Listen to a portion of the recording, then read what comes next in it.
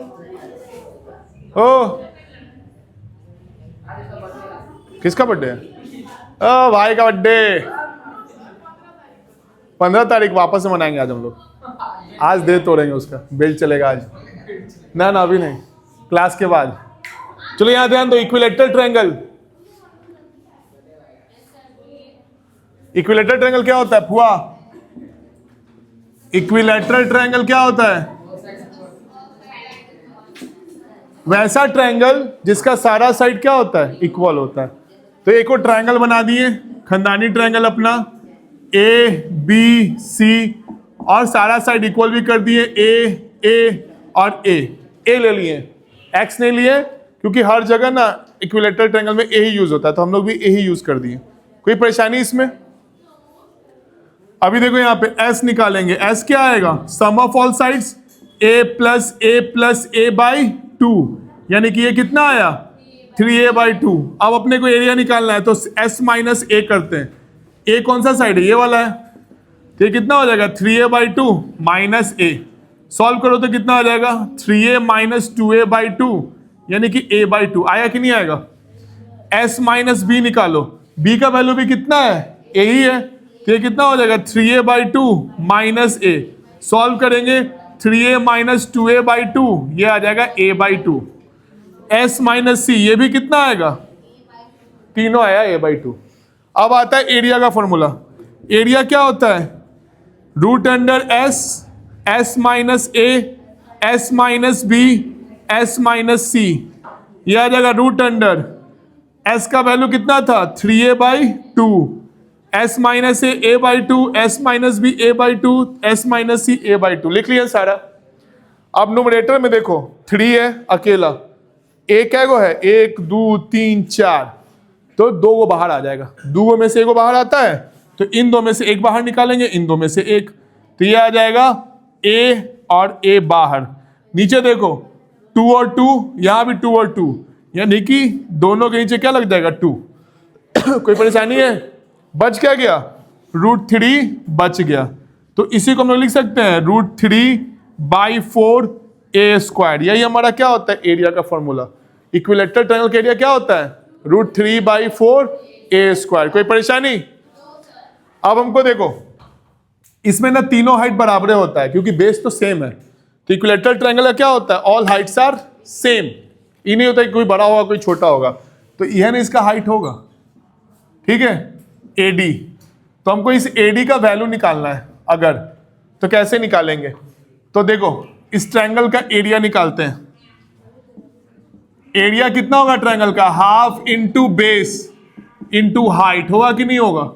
Same triangle के हम लोग निकाल सकते हैं ना, क्योंकि यूनिवर्सल फॉर्मूला क्या है? Half into base into height. तो लिख दिया हाफ, बेस की जगह पे बीसी और हाइट की जगह पे एडी, ठीक है। तो ये कितना हो गया? 1/2। बीसी की जगह पे क्या आएगा? ए, और एडी की जगह पे क्या आएगा? अभी तो निकालना ही है, ठीक है।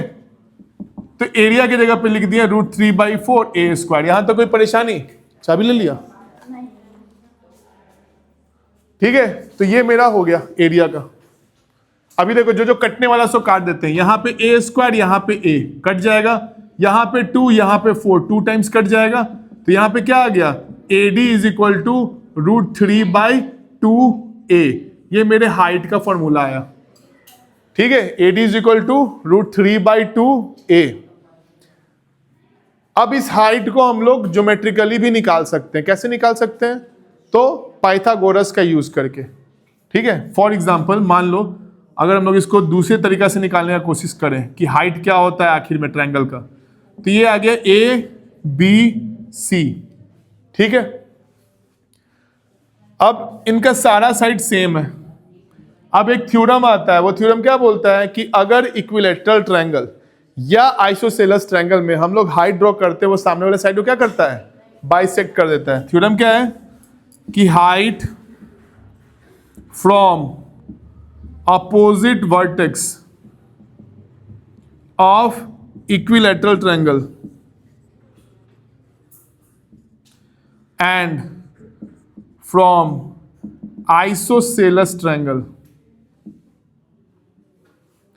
bisects third side। ये थर्ड साइड को क्या करेगा? बाइसेक्ट करेगा। थर्ड साइड को 2 आधा कर देगा। यानी कि अगर ये हम लोग ड्रॉ किए तो ये क्या होगा, इस दोनों को काट देगा, BD और DC को। ठीक है, BD और DC को काट देगा। कोई परेशानी इसमें? तो देखो ये पूरा कितना था, A था, ये भी पूरा कितना था, A था, तो ये BD कितना हो जाएगा, A/2, और ये भी कितना हो जाएगा, A/2।